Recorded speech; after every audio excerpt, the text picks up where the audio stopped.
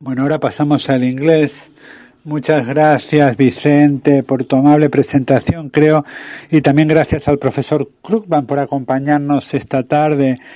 Creo que su última visita fue hace unos 10 años en esta misma institución. Lo que voy a hacer es formularle preguntas sobre el libro que he leído en su versión inglesa, pero estoy seguro de que la versión española también es excelente y quiero felicitar a Crítica por el fantástico trabajo que han hecho. Le voy a formular algunas preguntas en los próximos minutos y luego vamos a abrir un turno de preguntas por parte del público. Por lo tanto, tenemos que prepararnos para ello. En primer lugar, este libro habla de la forma en la que los economistas piensan o dejan de pensar en cuanto a temas de la economía, especialmente teniendo en cuenta lo que usted dice, que muchas veces los economistas ignoran la evidencia que existe.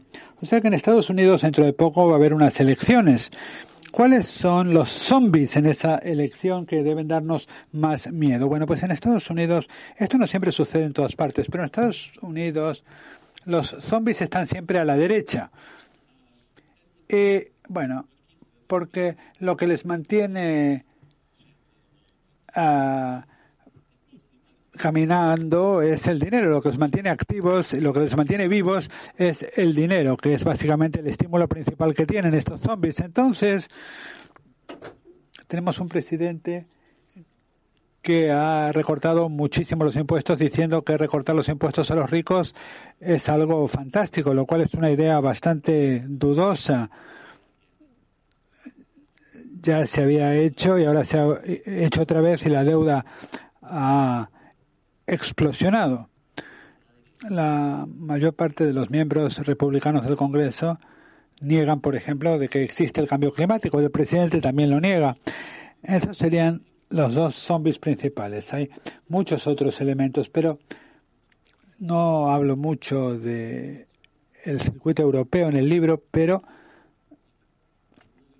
el partido que gobierna Estados Unidos cree que es imposible garantizar la sanidad a todos los ciudadanos.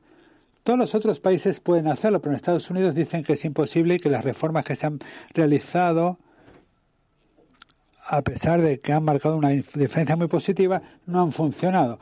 Pues esos son los zombies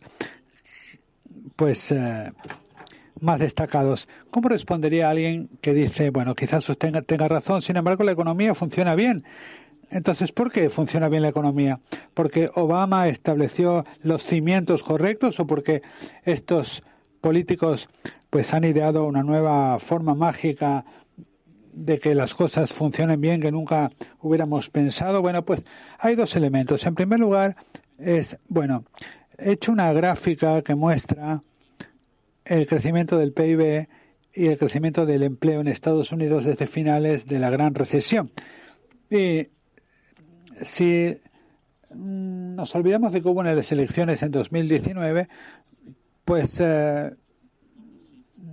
prácticamente hubiéramos pensado que no ha pasado nada. Es decir, simplemente ha sido una tendencia muy lineal. Pero la recuperación de la crisis financiera fue más lenta de lo que pudo haber sido, pero esto fue debido a la austeridad fiscal, porque los republicanos del Congreso insistieron en recortar impuestos, pues no gastar en infraestructuras, porque los republicanos decían que la deuda pública era una amenaza tremenda y el déficit también. Y los republicanos pues ganaron, llegaron a la Casa Blanca y de pronto se olvidaron de todo eso. Yo digo que es importante de recordar lo que decía Trump del déficit fiscal. No decía absolutamente nada, ni una sola palabra. Después de dedicar toda la campaña presidencial vilipendiando el déficit, de pronto se olvidó de decir nada. Trump heredó un déficit de 600.000 millones de dólares y lo ha incrementado a 1 billón.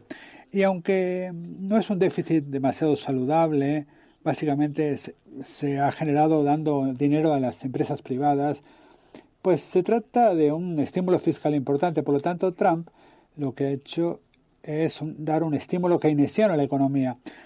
Trump, el déficit presupuestario, pues su expansión, pues es tan grande como el que hubo en la era de Obama. Pero en la época de Obama el desempleo era un 9% y ahora es un 4%. Entonces, básicamente lo que han hecho los republicanos es sabotear la economía antes de la elección y la han dejado de sabotear una vez que ganaron las elecciones. Entonces, quiero preguntarle una cosa y le pido perdón de antemano.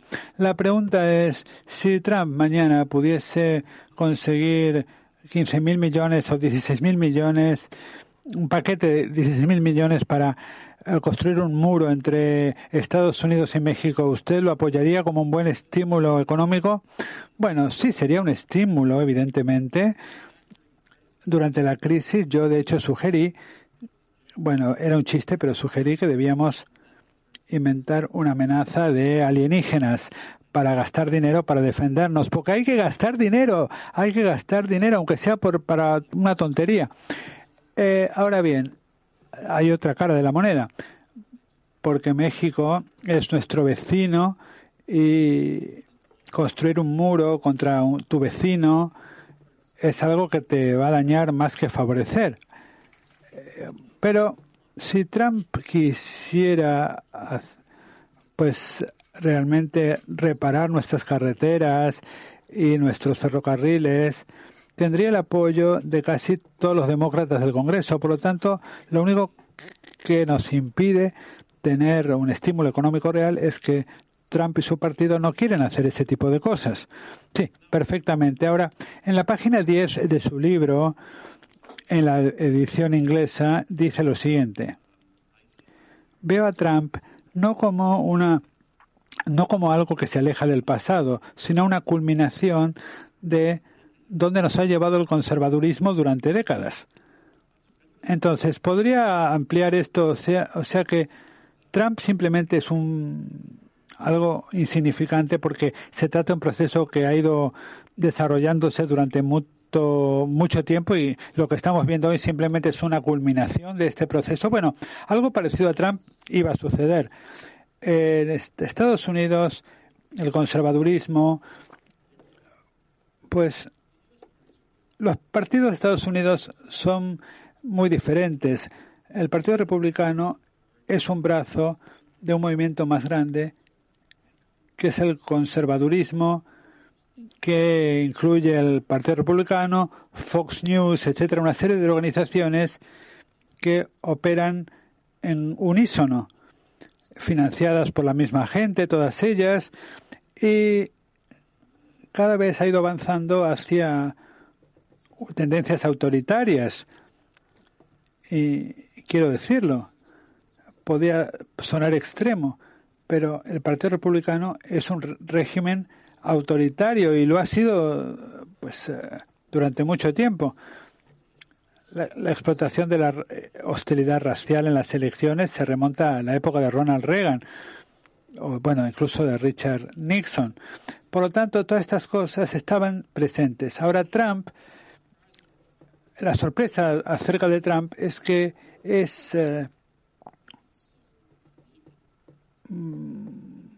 no tiene pelos en la lengua, es vulgar, es ordinario, es zafio, todo el mundo esperaba una figura parecida a Trump, pero la gente pensaba que iba a ser un poco más diplomática, pero en realidad tenemos suerte, porque si tuviéramos una persona menos repulsiva que Trump, que fuera más lista que Trump, la democracia norteamericana estaría perdida. Si Trump fuera tan inteligente como Víctor Orbán en Hungría, pues ya hubiéramos perdido la democracia. Hay gente que dice que lo bueno de Trump es que no le gustan las guerras en el extranjero. ¿Está de acuerdo? Bueno, no lo sabemos. No tiene ningún problema con matar a la gente, eso está claro. No se inmuta, pero sí es cierto que rechazó una guerra con Irán, pero creo que cualquiera lo hubiera hecho. De hecho, cuando te enfrentas con alguien que puede devolverte el golpe, Trump se echa atrás. De hecho, se ha echado atrás en la guerra comercial con China después de todo el bombo que dio el odio que había que experimentar contra China. También se ha retractado de las confrontaciones, bueno, con el NAFTA, por ejemplo, que era un acuerdo malísimo, y según él, elaboró un nuevo acuerdo que es prácticamente un calco del anterior. A veces hace las cosas correctas, porque no ir a la guerra con Corea del Norte, bueno, ahí sí que se echó atrás, básicamente se rindió ante Kim, y no ir a la guerra con Irán es desde luego algo racional, pero no me imagino que ningún presidente estadounidense, después de lo que sucedió en Irak y que todo el mundo haya descubierto que los sueños de conquista tienden a agriarse muy pronto, pues no creo que nadie lo hubiera hecho. Pasemos a la economía. Estamos en España, en el sur de Europa, y a lo largo de los años, y esto se refleja en el libro, y usted ha escrito mucho sobre las políticas de austeridad, el hecho de que, en su opinión, casi nunca funcionan. ¿Me podría dar 3 razones concisas? Sé que hay muchas más, pero las 3 razones por las que piensa que en el contexto de Europa del Sur, en los últimos 10 años, las políticas de austeridad han hecho mucho más daño que bien. ¿Cuáles son los 3 elementos principales? Bueno, la cuestión es cuál es en realidad la recompensa de las políticas de austeridad. Bueno, un argumento es que las políticas de austeridad te ayudan a evitar una crisis de deuda, pero parece ser que las crisis de deuda son un problema muy distante. Hubo un pánico en los mercados de bono en el 2011, 2012, y España fue parte de ese pánico, pero ese pánico desapareció no porque España equilibrara su presupuesto, sino porque Mario Draghi dijo que se haría lo que hiciera falta. Y aparte de Grecia, los mercados de bonos ahora no van mal. O sea que la austeridad realmente no funciona porque los mercados prácticamente no tienen ningún problema en prestar dinero a quien lo necesite. En segundo lugar está la afirmación de que la austeridad mejora la confianza en el sector privado y aunque elimines puestos de trabajo directamente, se crearán más puestos de trabajo. Pues esto realmente no es así. Una de mis frases favoritas es, bueno, siempre me gusta introducir frases en la economía. La creencia en el hada de la confianza. Pero este hada de la confianza yo no lo he visto aparecer en ninguna parte. Y el tercer elemento es, si hay una tercera razón, sería que la austeridad se suponía que iba a impedir una espiral de deuda, pero de hecho los tipos de interés pues están por debajo de las tasas de crecimiento en todas partes, y esto pues impide que se produzca una espiral de deuda. Lo que importa no es el valor de la deuda en absoluto, sino las relaciones de la deuda y el PIB.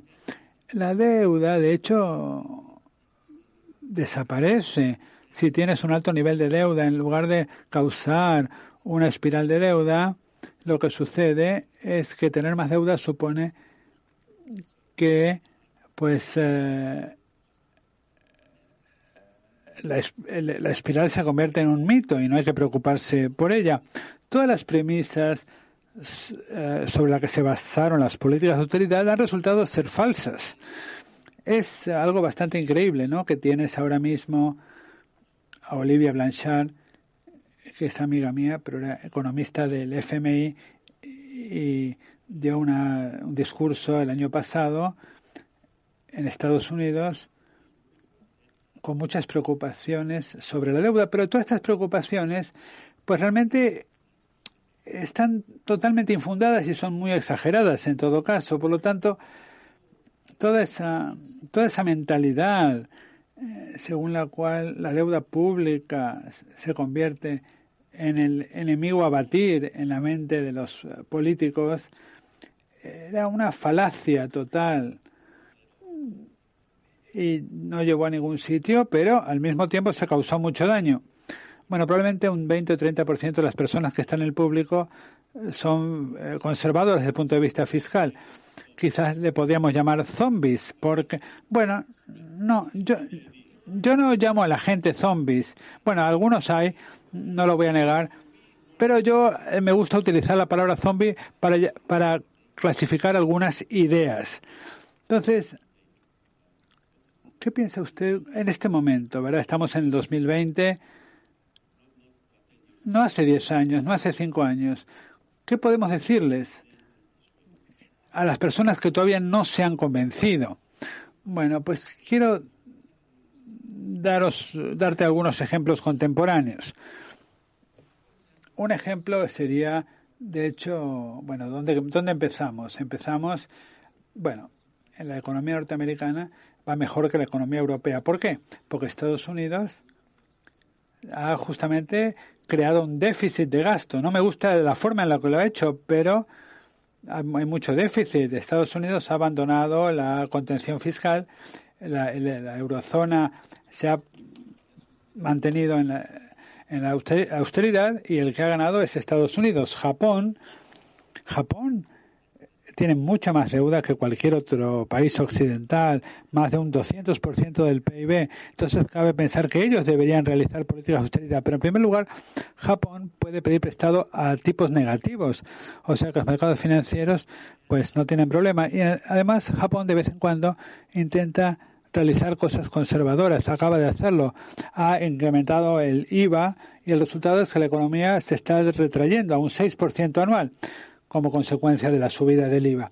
O sea que todos estos ejemplos, por un lado, Estados Unidos, que ha gastado muchísimo, pero están pasando cosas buenas, mientras que Japón, que ha actuado de forma responsable, le están pasando cosas malas. En cuanto a la economía, en la página 131 del libro escribe lo siguiente. La escuela de Chicago es como la edad oscura de la macroeconomía. Compara usted ambos conceptos. Podría ampliar esta idea. Si utilizo la frase edad oscura de forma deliberada, porque la edad oscura no es lo mismo que la barbarie, porque la barbarie pues no tenía nada que ver con la civilización. La edad oscura significa que era civilizado pero luego te olvidaste.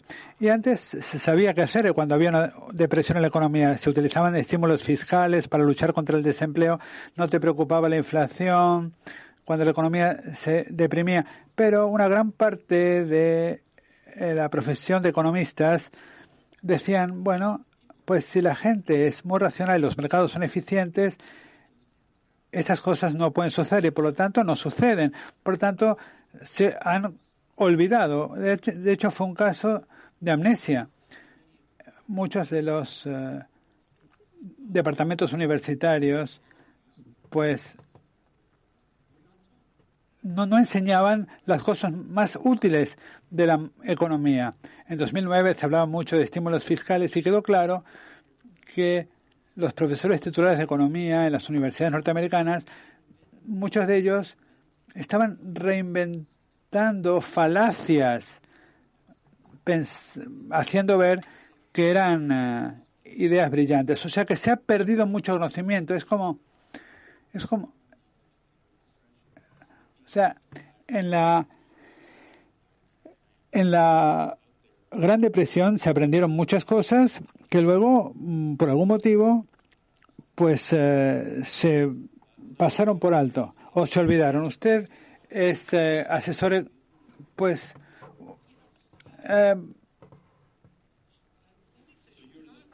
quiero decir, usted es nieto de la escuela de Chicago, ¿verdad? De alguna forma. Bueno, es un poco complicado. Ahora mismo tenemos una distinción. Hablamos de agua dulce frente a agua salada. Los MIT, Berkeley son keynesianos, Harvard, y los que son anti-keynesianos son Chicago, normalmente Minnesota, Rochester. Pero parece ser que Chicago es un poquito salobre el agua, salobre, ni dulce ni salada. Michigan se refiere, no el lago Michigan, no me refiero a eso. Chicago no siempre fue tan extrema como se convirtió luego y ahora no es tan extrema como lo fue.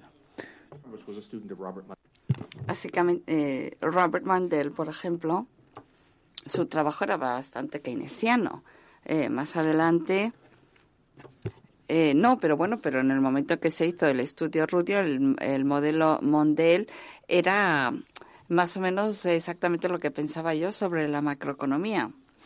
Y Rudy, bueno, podría hablar y hablar sobre él, porque realmente fue un economista y un profesor magnífico. El que menos se parece a un economista de Chicago y a un alemán. Y él fue el que propuso que la zona del euro era una zona óptima. Bueno, en realidad no. Mondale fue responsable de la teoría de estas áreas de divisas óptimas y luego tenía subdivisiones. O sea, ¿qué tiene que haber para que sea una zona óptima? Decía, bueno, pues mucha movilidad de mano de obra, pero luego otros hablaban. Por ejemplo, Peter Cannon hablaba de integración fiscal y quedó claro que una unión bancaria era realmente esencial. Y los que nos tomamos esta teoría en serio y buscamos propuestas para el euro hace 20 años y dijimos, realmente Europa no parece una zona óptima. Esto parece ser un error. Y las predicciones sobre la forma en que las cosas podrían salir mal se han cumplido. Voy a hablar un momento de España, por ejemplo. Y a propósito, ¿quién dijo que los tipos de cambio flexible era lo que había que hacer? Pues Milton Friedman. Y él dijo, si tienes una divisa única y un tipo fijo, bueno, más o menos te puedes recuperar, pero para recuperarte tienes que pasar por años de muchísimo paro y de una gran deflación que en relación con nuestros socios comerciales. Al final llegamos ahí, pero el coste va a ser enorme. Y esa es la historia de España de los últimos 10 años. El paro llega al 20%. Finalmente bajan los costes como en el resto de Europa y ya se puede volver a exportar desde España. Pero decir que eso es una historia de éxito, no lo creo.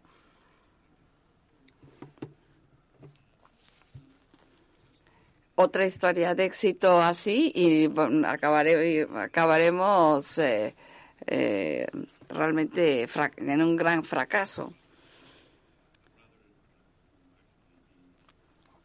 Sí, pero se han construido estas instituciones que pueden servir, sin embargo.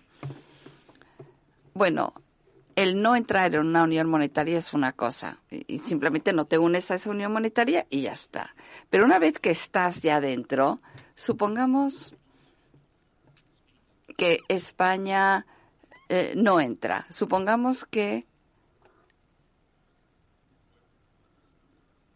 ¿quién es presidente de Italia ahora? Bueno, digamos que el gobierno italiano decide salirse del euro. La primera cosa que habría es que, bueno, todo el mundo tiene cuentas bancarias en euros, ¿no? Inmediatamente, pues habría una huida de capital masiva. Así que a lo mejor podrían establecerse controles de capital, pero realmente es muy difícil porque Italia está integrada con el resto de Europa. Todos los contratos están en euros. ¿Qué hacemos con ellos? Los reescribimos y volvemos a introducir la lira italiana. ¿Qué contratos van a estar denominados en euros y cuáles en liras? ¿Qué hacemos? ¿Expropiamos? Si es un contrato con un alemán, se queda en euros o expropiamos a los inversores alemanes, sería un lío. Y si la situación es suficientemente extrema, bueno, a lo mejor es necesario salirse del euro. Pero el haber trabajado y vivido en el sistema del euro durante 20 años, pues el salirte de ahí es costosísimo. La última vez que alguien rompió una divisa, una zona de una moneda única existente, que sepa yo, fue después de la caída del imperio austrohúngaro, después de la Primera Guerra Mundial, y lo hicieron. Pero todos los países, Austria, Hungría, y cerraron sus fronteras durante 2 semanas. y obligaron a todo el mundo a intercambiar una divisa por otra. ¿Podemos hacer esto en el mundo moderno? Bueno, sería posible, pero Dios mío, sería una cosa muy, muy difícil y muy cara. Bien, entonces tenemos el euro ya en muchos países europeos y usted dice entonces que habría que ver una unión fiscal, ¿no?, para apoyarlo. Sí, debería de ser así. Yo creo que también está más allá de lo que es posible, por lo visto. Para lo que no hay excusa es no tener una unión bancaria. No hay ningún motivo por el cual los bancos en Europa no deben de tener una red de seguridad común, como la Corporación Norteamericana de Seguro de Depósitos. Hay tanta interdependencia que es una locura que no tengan el mismo sistema de resolución y una red de seguridad común. Una unión fiscal sería bueno. Yo me gusta comparar España con Florida, que, bueno, más o menos sorprendentemente son comparables, porque ambos tienen buen clima, ambos tienen muchas casas en la playa que son de extranjeros, pero hubo una burbuja y en Florida explosionó una burbuja inmobiliaria. Bueno, Washington lo rescató. Washington sigue pagando la asistencia sanitaria y muchas otras cosas. Las prestaciones de paro también las pagaba Washington, simplemente porque tenemos una unión fiscal. Había una red de seguridad automática para Florida que no tenía España cuando hubo la crisis y la burbuja estalló. Pero Europa, la desigualdad de renta es muy grande, es muy difícil convencer a las partes ricas a que subvencionen a las pobres y tampoco hay un sentido de cohesión. Cuando hablo de los problemas que tiene Europa y el euro, más concretamente, es, los billetes pues tienen imágenes de puentes y puertas o monumentos, pero ¿cuáles? Había algunos billetes donde el puente se podía identificar claramente. Y claro, no puedes honrar a un país sino a otro, con lo cual no se sabe muy bien esos monumentos que aparecen de dónde son.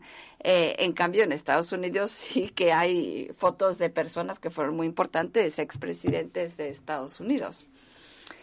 En la política de hoy en día, ¿usted cree que es posible liberalizar flujos de capital? Bueno, Mandel creó la macroeconomía moderna internacional porque era canadiense y pensaba en la política en Canadá, que en ese momento era el único país desarrollado con un tipo de cambio flotante. Siempre y cuando estemos dispuestos a dejar flotar nuestra moneda.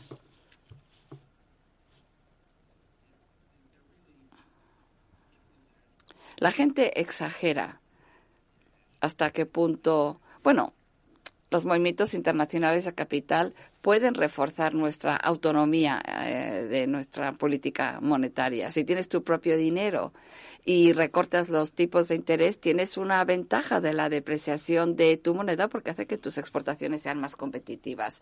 La noción de que el mundo es demasiado integrado, bueno, integración financiera desde luego no la hay. Y si los mercados de bienes estuvieran totalmente integrados, habría un problema porque el estímulo se iría a otra parte. Pero de hecho, 3/4 partes del valor añadido no se puede intercambiar. Una última pregunta. En los 50 y en los 60, por lo menos en los 60, había un consenso político amplio en Estados Unidos y en Europa.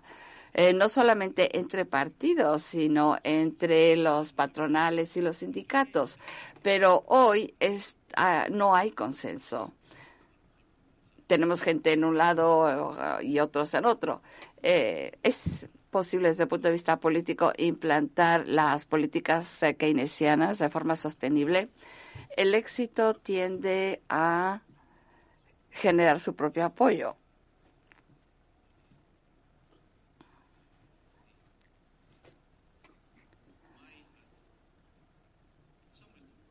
de alguna forma, el peor momento que tuve yo fue a principios del 2009, cuando Obama proponía sus estímulos, su política de estímulos. Fue demasiado pequeño.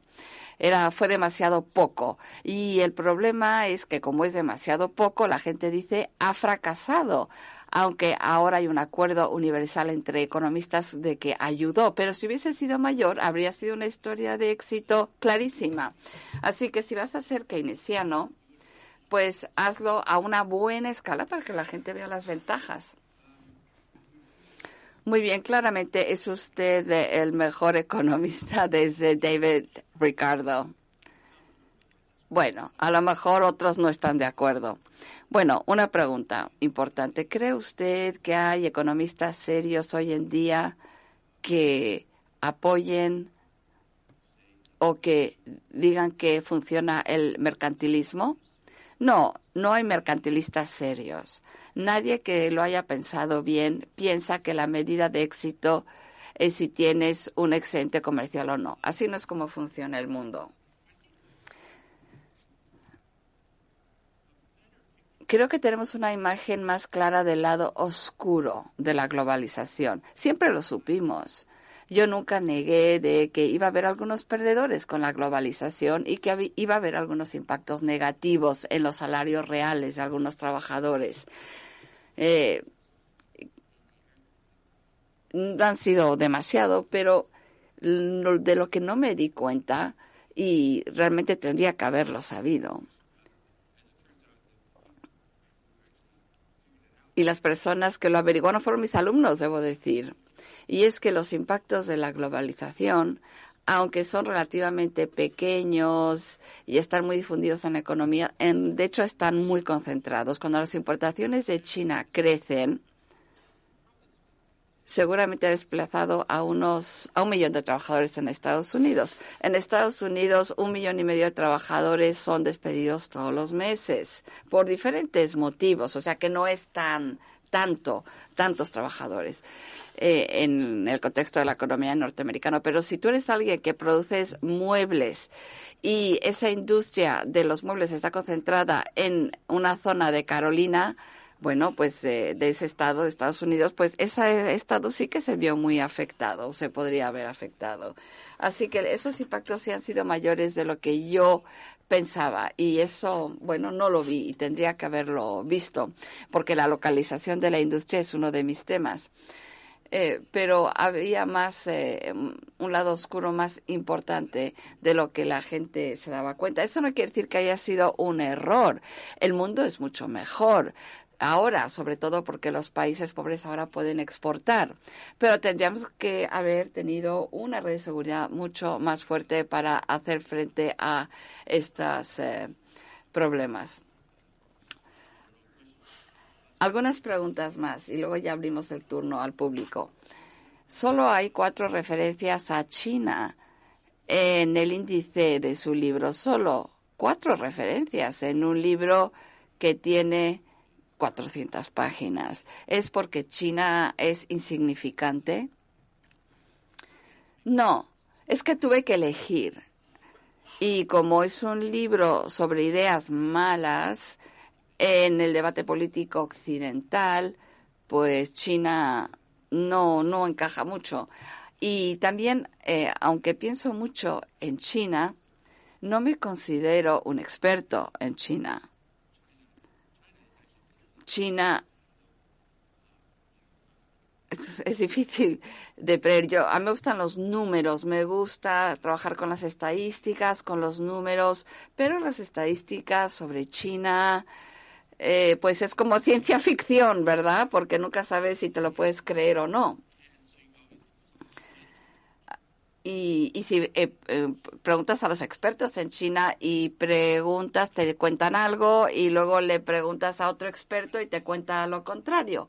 Así que no creo que tenga la competencia de hablar mucho sobre China. Antes sí tenía quizás más que decir sobre China, pero es que tuve que elegir y no soy experto. Pero China es una historia muy interesante para el mundo, pero en lo que se refiere a la política económica norteamericana y europea, pues no es realmente la fuente de nuestros problemas. En los 90 escribí un artículo que me gustó muchísimo sobre asuntos exteriores, el mito del milagro del sureste asiático. Era sobre Corea y Taiwán. ¿Cree usted que hay un mito sobre el milagro chino también? Bueno, el argumento de esos países era que el crecimiento extremadamente rápido tuvo muchísimo que ver con la acumulación de capital y que iban a tener límites al crecimiento, que más o menos ha sucedido. Aunque la gente cree que ese artículo preveía la crisis financiera asiática, pero no es así que me dieron crédito por ello, pero en realidad no me lo merecía.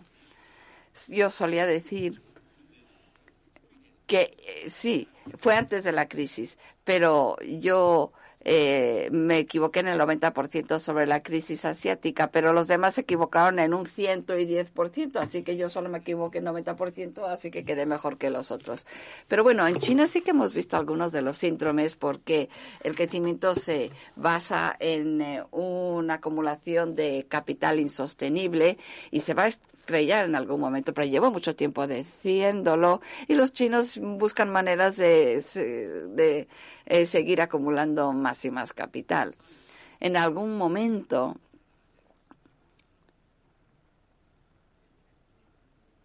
han podido crecer invirtiendo el 50% del PIB y también introduciendo a muchísimos campesinos al sector manufacturero. Y han sido capaces de, bueno, no tienen problemas siendo keynesianos. Cuando se ralentiza la cosa, empiezan a construir infraestructura y ha durado más de lo que se esperaba. Pero en Europa y en Estados Unidos hay más ideas. Quizás los chinos no son ideológicos, sorprendentemente, son muy pragmáticos acerca de su política. Tienen otros problemas. Cualquier gobierno tiene el problema de cómo sabes cuando tienes un problema, pues cuando la gente tiene miedo de contarte la verdad y de no decirte lo que no quieres oír. Por ejemplo, con el coronavirus. Por la naturaleza del sistema chino se retrasó la respuesta porque tienen miedo a decir lo que piensan y lo que no quieren oír. No tienen la misma rigidez ideológica que ha bloqueado la política en Europa y en Estados Unidos. No hay que facilitar al régimen por ello. China nunca llegó a ser democrática ni se acerca, pero quizás se ha vuelto más autoritaria que antes. No estoy defendiendo el régimen, pero su política económica en algunos casos ha sido más inteligente que la de Occidente.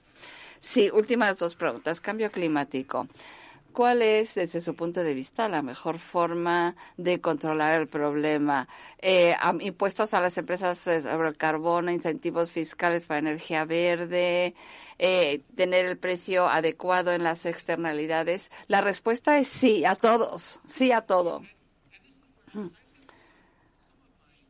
Algunos de mis colegas son muy puristas. El problema es que el precio no es el buen precio, un impuesto sobre el carbono es lo que hay que hacer y energía verde. Bueno, pues no me queda claro que eso sea la solución económica, que sea la mejor.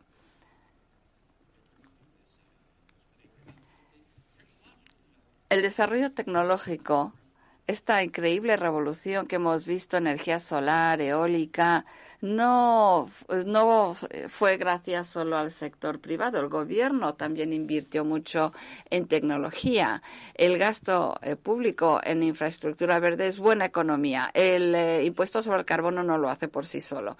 Y políticamente también si vas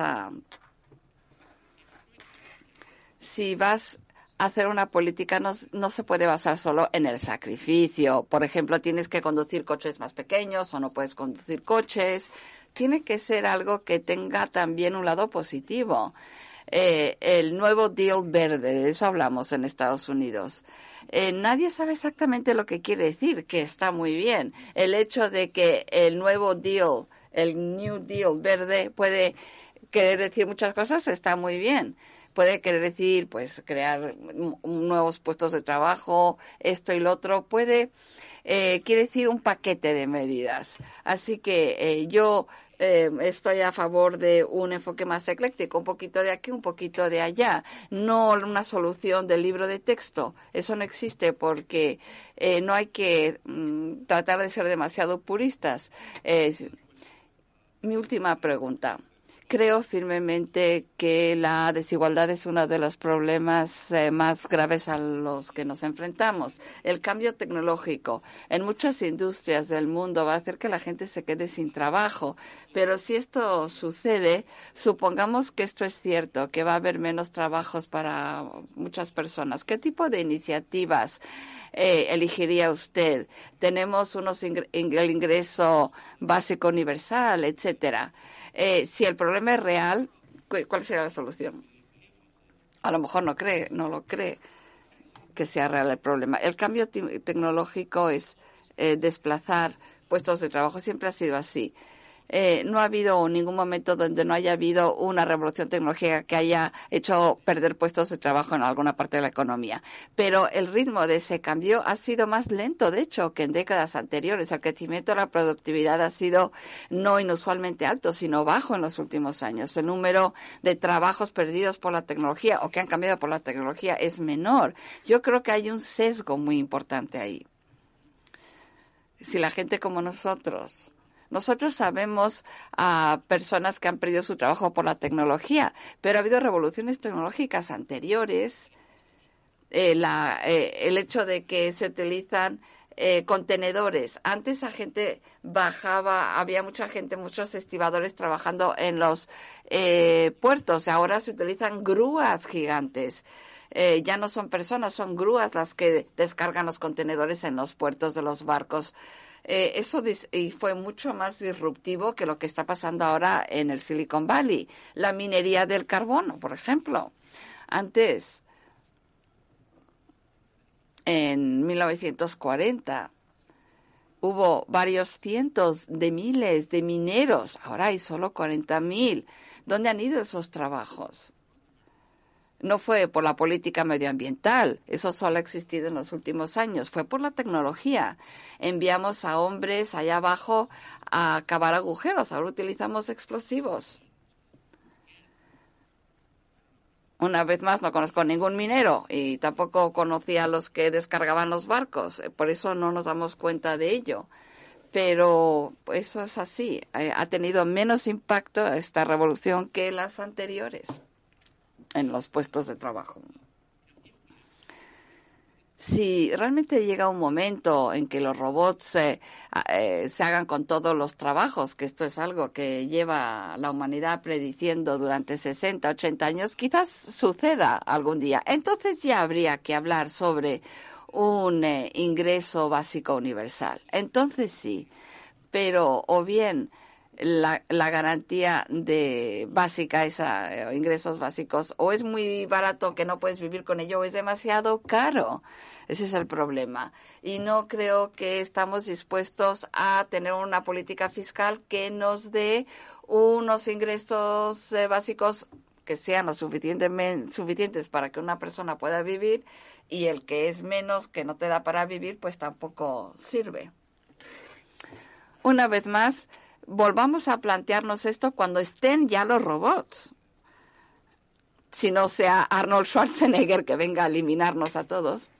Y entonces sí lo podríamos reconsiderar. Pero ahora mismo es una solución muy poco realista a un problema imaginario.